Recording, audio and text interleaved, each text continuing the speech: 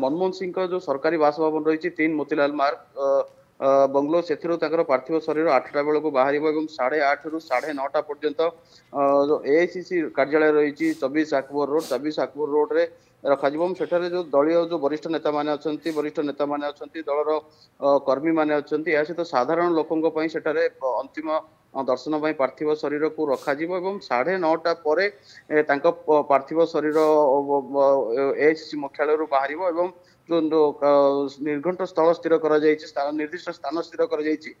निगम बोध घाट रे अंतिम संस्कार करा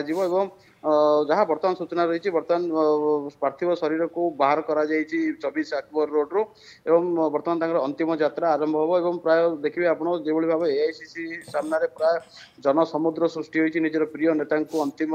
सम्मान जनाई अंतिम दर्शन करने जेहेतु प्रबल भिड़ रही आखिर रखी दिल्ली पुलिस पक्ष स्वतंत्र व्यवस्था करा जो भाव में 24 अक्बर रोड ठार आरंभ कर निगम बोध घाट पर्यंत ओल्ड दिल्ली जो समस्त रास्ता गुड़ी को दिल्ली पुलिस पक्ष स्वतंत्र नजर रखा स्वतंत्र आडभाइजरी जारी करा जरूरी काम थे लोक मैंने जेहेतु प्रबल जनसमागम हो रास्तार तेणु किभली भाव रास्ता को लोक व्यवहार करेंगे जरूरी काम किभली भाव लोक मैंने जी से नहीं संपूर्ण व्यवस्था जहाँ कहुई प्राय दिन सकाल 7टा रु संध्या 3टा पर्यंत एक स्वतंत्र आडभाइजरी जारी करा एसबू भितर गतकाली आप जानते जो भाव में पूर्वतन प्रधानमंत्री मान सम्मान जनाई जो भाव स्वतंत्र व्यवस्था रही एक स्वतंत्र समाधि स्थल निर्माण करने केंद्र सरकार स्थान जोगाई था गतकाली कांग्रेस दल पक्ष प्रबल दाबी हवा प्राय गतकाली विलंबित रात्रि केंद्र सहरांचल विकास मंत्रालय पक्ष निगम बोध घाट स्वर्गत मनमोहन सिंह पार्थिव शरीर समाधि स्थल बनवाई एक स्वतंत्र स्थान व्यवस्था करा सेठारे समाधि दिया सेठारे जो भाव अंतिम संस्कार पर समाधि स्थल बना परवर्ती समय से एक मेमोरियल जहाँ या स्पष्ट कर केंद्र सहरांचल विकास मंत्रालय तरफ तेणु जहाँ कार्यक्रम बर्तमान निर्घंट स्थिर होती 11:45 स्वर्गत मनमोहन सिंह अंतिम संस्कार करा निगम बोध घाट जो पूर्व प्रधानमंत्री अटल बिहारी वाजपेयी कथा कहतु राजीव गांधी कथा कहतु इंदिरा गांधी कथा कहतु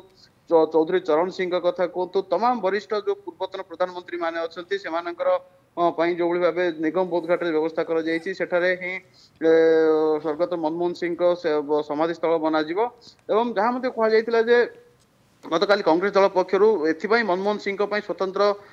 समाधि स्थल बनवाई जगह देवा दरकार कारण जानी पूर्वर जो सब प्रधानमंत्री माने थिले परिवार लोक जदि आग्रह प्रकाश करती तेरे से दिल्ली में स्वतंत्र स्थान देवा जबार व्यवस्था अच्छी कि जदि ना से न चाहिए निज जो जगह बनवाई चाहते सरकार से स्थान जगह स्थान दे था तेणु से आधार में जेहेतु मनमोहन सिंह परिवार वर्ग चाहते अंतिम जगह दि जाऊ दिल्ली में से आधार में सरकार गतकाली स्पष्ट कर सारी विलंबित रात्रि में मनमोहन सिंह समाधि स्थल बनवाई निगम बोध घाट जगह चिन्हट कर अंतिम संस्कार करा जो भाव समाधि व्यवस्था करा तेणु मोटामोटी आम कहीपर देखिए आउ बर्तमान पार्थिव शरीर को बाहर कर एआईसीसी कार्यालय 24 अक्बर रोड रू बाहर को अणा बर्तमान शव यात्रा आरंभ हो हजार हजार लोकों गण में जो भाव शव यात्रा जीव परवर्ती समय जहाँ समय निर्घंट कर दिन 11:45 निगम बोध घाट संस्कार करा शक्ति ओके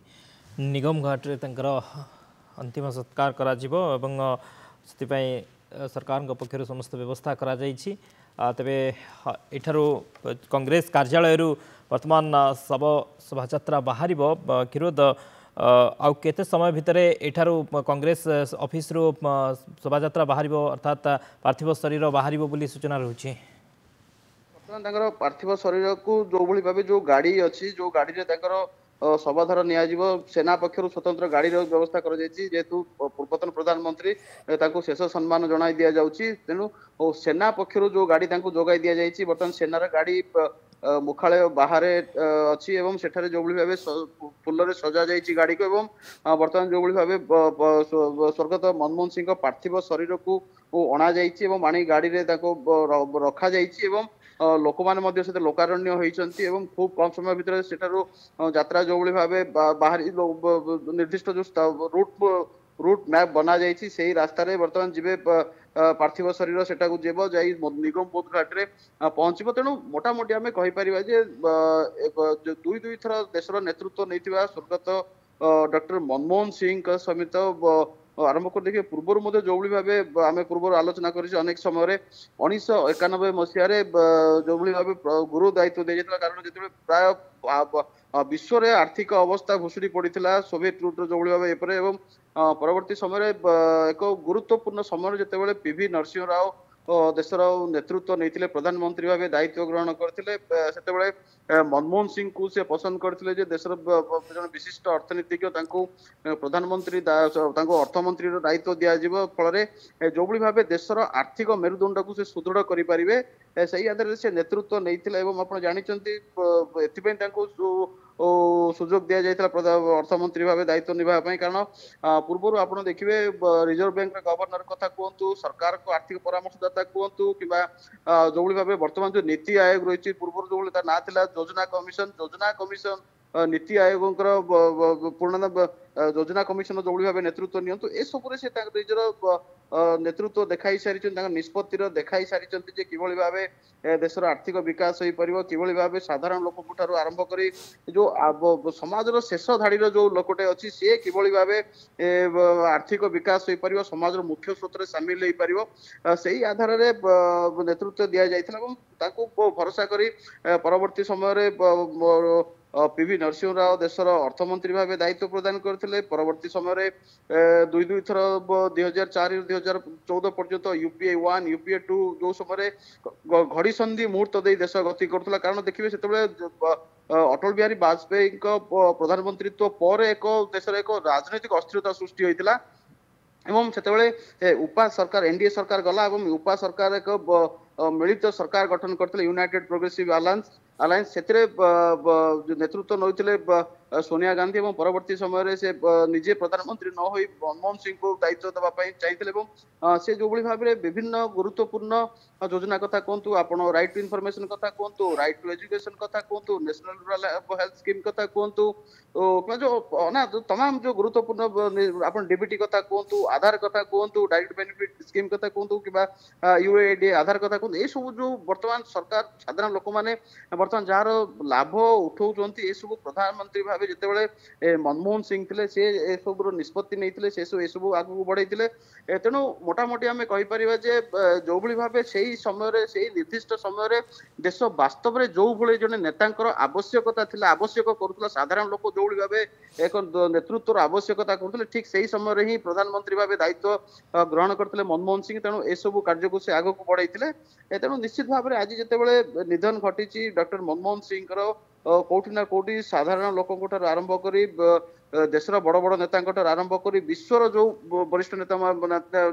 नेतृत्व नौ से समस्ते बेस दुख प्रकाश कर शोक प्रकाश कर देखिए से जना पड़ा जिते गत काली पार्थिव शरीर मोतीलाल नेहरू मार्ग स्थित जो सरकारी बंगलो रही है तमाम विश्वर जो बड़ बड़ नेता मैंने अच्छा से प्रतिनिधि मैंने जा शेष सम्मान जन विभिन्न डिप्लोमाट से शेष सम्मान जन तेणु कौटी ना कौटी मनमोहन सिंह का तो देहावसान घटी किंतु कौटी ना कौटी से जो नेतृत्व नहीं जो लोक मान मुख्य स्रोत सामिल करने समाज शेष धाड़ लोकटे कि भाव आर्थिक विकास हो पार सामाजिक विकास हो पार ये जो नीति निष्पत्ति नहीं तार बर्तमान सुफल लोक मैंने पाँच किभली भाव मुख्यतः आप देखिए युवक छात्र मान से विभिन्न यूनिवर्सिटी को आप जानते विभिन्न यूनिवर्सिटी को जो विजिटिंग प्रोफेसर भाव जाऊे से जो भाव सरल भाषा अर्थनीति को बुझाऊे सरल भाषा पिला संगे कथबार्ता करते कौटी ना कौटी भिन्न वार्ता दौला आप देखिए आ गोटे कथा मत देखिए जिते प्रधानमंत्रीत्व कार्य सरीबा परे कि प्रधानमंत्री थिला बेले जिते पार्लियामेंट विभिन्न सेसन रे से जोग दौले फेरला बेले जो भाव लोक मान संगे से कॉरिडोर रे आलोचना करुले साधारणतः आप जानते पार्लियामेंट बिल्डिंग रे जिते आप हाउस रू अर्थात लोकसभा किंबा राज्यसभा जिते प्रधानमंत्री बाहर निज कार्यालय को आसती जो प्रोटोकॉल रही जो व्यवस्था रही जो